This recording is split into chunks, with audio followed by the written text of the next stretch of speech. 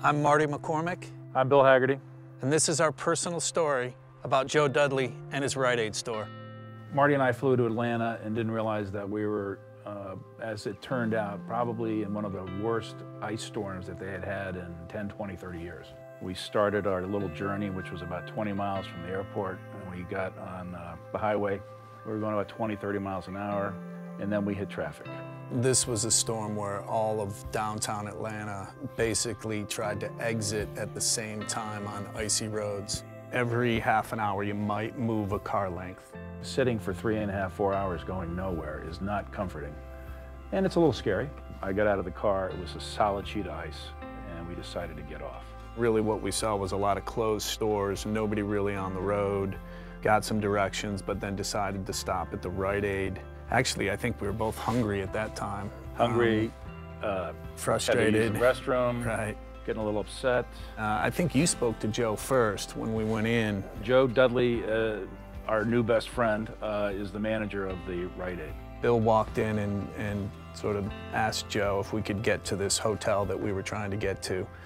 And he said no, but not to worry because we're going to be open all night. Joe had said, welcome, restrooms are in the back, make yourself comfortable, make yourselves at home. Anything we can do to make your experience here better, let us know.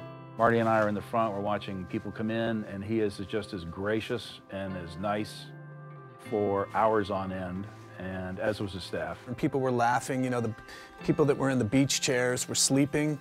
One guy was reading a book. The back of the store was maybe a little more fun. I think it was sort of the younger crew. Was that the time the pharmacists had the hula hoop contest? That was when they ran the hula hoop contest in the back for anyone who wanted to participate. I claimed bad back and didn't participate. Did you participate? I didn't. I claimed bald head or something. But and I remember running into a guy in the parking lot, and he said, "You're not going to believe this. The guy in there is making sandwiches. You know, Joe in there is making sandwiches for us."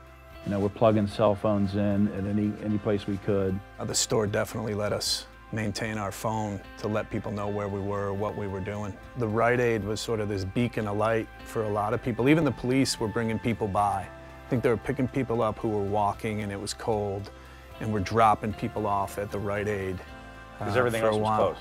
Everything. We could have never expected Joe and his people to be as kind, as gracious, as concerned, as comforting. They were wonderful. It's actually fun to look back.